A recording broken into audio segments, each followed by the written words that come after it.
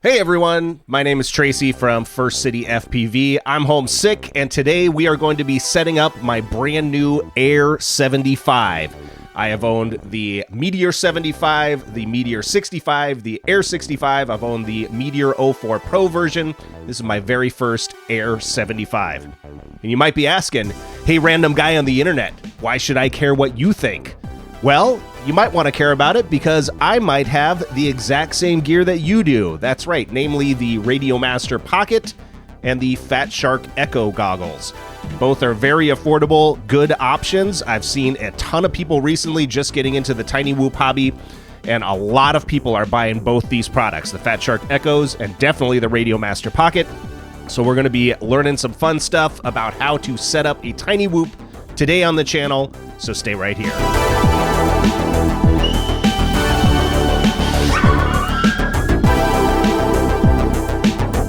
So here's what we're going to set up today. We are going to bind the Air 75 to our radio using a passphrase and the ELRS receiver. We're going to plug into Betaflight and do a basic setup, just change a few settings in our PID tunings and the OSD. We're going to match our Fatshark Echoes to the quad, and finally, we're going to do a few very helpful hardware tweaks to make this thing much more durable. I have some brand new 550 lava batteries to test it on once we're ready. All right, so the first thing that we're going to do is we're going to bind our Air 75 to our radio using a passphrase and the ELRS receiver. I know there's other easier ways to bind it. This is just the way that I've always done it. There's a great Joshua Bardwell video about how to do this. I will leave that in the description below. So first thing we're going to do is we're going to plug in our Air 75. And then you will eventually see your LED indicator lights start flashing with a really crazy pattern, and that is indicating that Wi-Fi mode is now enabled. We will wait for that to happen.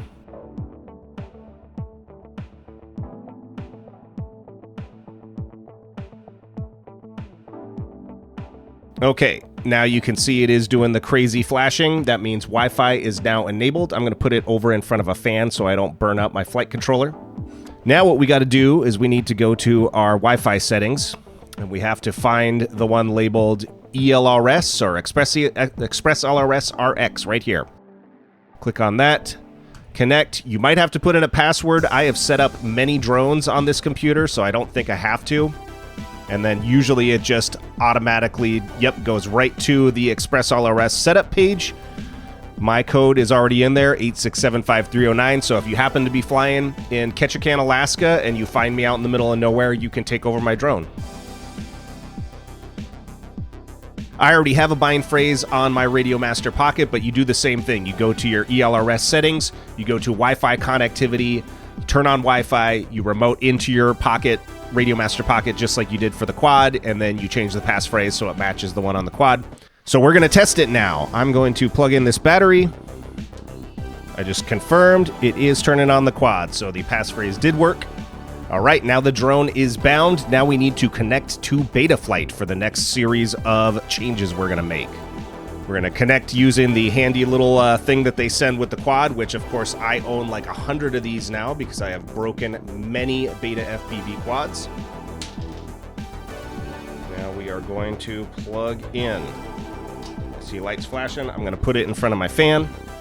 We are seeing our flight controller there. Let's connect. Calibrate the accelerometer. Okay, one of the first things I'm going to do is go to PID tuning, rate profile settings. I like having a throttle Expo because it makes it so you can overshoot the midpoint on your throttle and you don't continue going up and you don't drop out of the sky. I've had trouble, especially when I first started, being able to just hover and find that perfect spot, and having some throttle Expo really helps with that. I know Bardwell recommends against that. He says you should do linear. Don't listen to him. Now we go to the OSD. I'm a bit of a minimalist. I don't like some of this stuff. I don't like seeing certain settings on my screen. I don't need to know the battery draw. I don't like the MHA draw. Nope, don't need that. I don't like having the craft name on there either. I know what the quad is called. I don't need it on there. Fly mode, I don't like that either. Throttle position, I like having on there as well. And I don't really need the link quality either on a small drone like this. Let's push that together. So So we're not using up. This is nice and minimal. This is how I like it. All right, the next thing we're going to do is we are going to change the arm switch. I've noticed that the Radiomaster Pocket arm switch is very touchy, and I have made many quads fall out of the sky because I disarmed by accident. So I like to switch it to this physical switch right here. So the way to do that is make sure your Radiomaster Pocket is connected with your quad, put it back into beta flight. What we're going to do is we're going to change arm to auto, and then I'm going to flip the switch all the way up. So you see the little dot there. Now it knows when I'm all the way down on this switch right here to arm the quad. Another thing I like to do is take angle mode and put that in position 2. So I'm also going to do that. So I'm going to make that. Because I have had situations where I lost video feed and my quad fell in a place where I couldn't get it, so I needed to put it back into angle mode to actually fly it back to myself, because I don't know if you guys have ever tried flying in acro mode. Doesn't work. We're just going to get rid of horizon mode. I don't need that. Beeper is already on the correct switch. Another thing I like to do is disable OSD. This is just so in case you want to take off your OSD when you're doing a quick little trick or something like that. I usually put that one on the original arm switch. So now I can turn off the OSD at will. Just remember to turn it back on before you run out of battery and crash out of the sky. We are on, that's acro mode. And then we're on, and that is horizon mode. Or angle mode.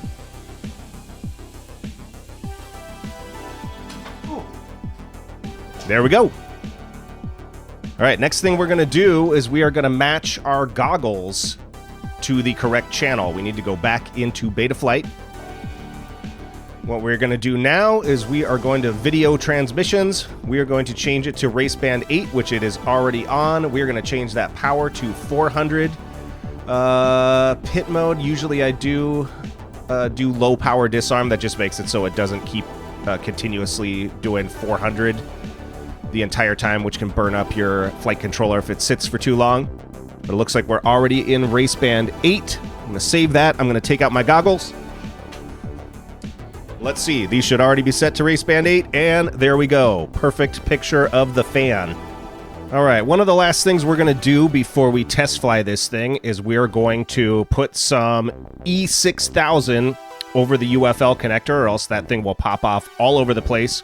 We're also going to take some cloth tape and put it over the back of the camera.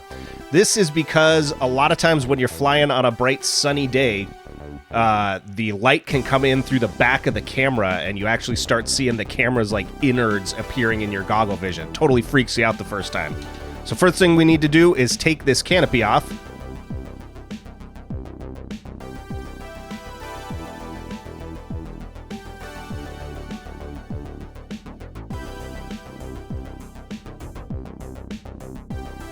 All right, canopy is off. We're going to disconnect the camera.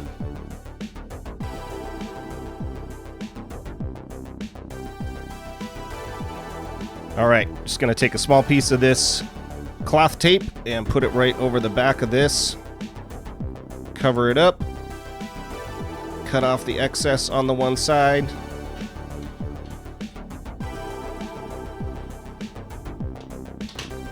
And there we go. No more bleed through. The next thing we're going to do is we're going to put a big glob of E6000 right over that UFL connector, or else it will pop off all the time. It's tough to get it to stick sometimes. It just doesn't want to stick to whatever you're putting it on. Sometimes people have to like rough surfaces up with sandpaper to get it to stick. I just kind of glob it around until it kind of looks like there's some connecting it to the FC, and that usually does the trick. I think that's pretty good. I doubt that's going to come off. All right, the next thing we're going to do is we are going to test fly the Air65. This is literally my first time ever flying this quad, so hopefully it goes okay. It is Southeast Alaska, so of course it is raining right now, so we are just going to fly around the house. I had plans to go out to a fun spot and do it, but rains all the time here. Okay, looking good. Picture quality is good. Let's see how this first flight goes. It might be a little too zippy for me. I have flown 75s in the house before. Let's see how it goes. Ooh. Ooh, jeez. Very fast. Little touchy. I'm a huge fan of the Air65. So this is the souped up version of that, basically. Definitely feels a little faster, a little stronger in the throttle. Ooh. You can actually hear the crashes a little bit more when they smash upstairs. Oh, man. Luckily, I vacuumed the stairs. Turtle mode works.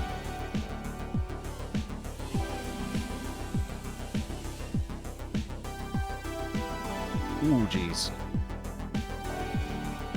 There's like a cake on the table up there. I don't want to land in that. God, that's hard. That staircase is the bane of my existence. Ooh.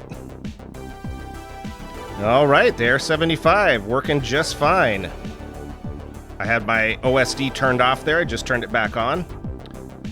Much like the Air65, kind of looks like the camera angle's a little steep for my liking. I have found several different ways to deal with that.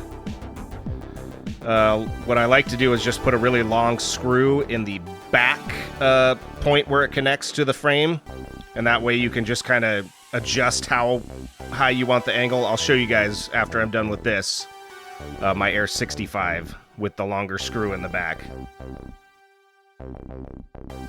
What a nice little quad. I'm loving it. Picture quality is great. Oh.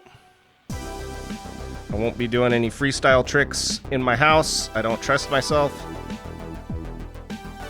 Whoa. Let's do the kids' room. Whoa. All right. Be right back. Well, all right, that was setting up the Air75. Thanks for watching the video, guys. Just be aware there's going to be plenty of people down in the comments that know a lot more than me. I highly recommend you listen to them. I learn stuff all the time from listening to people in the comments section of videos. So feel free to point out anything I might have missed or any other things that I could do to improve my setup. And as always, like and subscribe. This is Trace from First City FPV.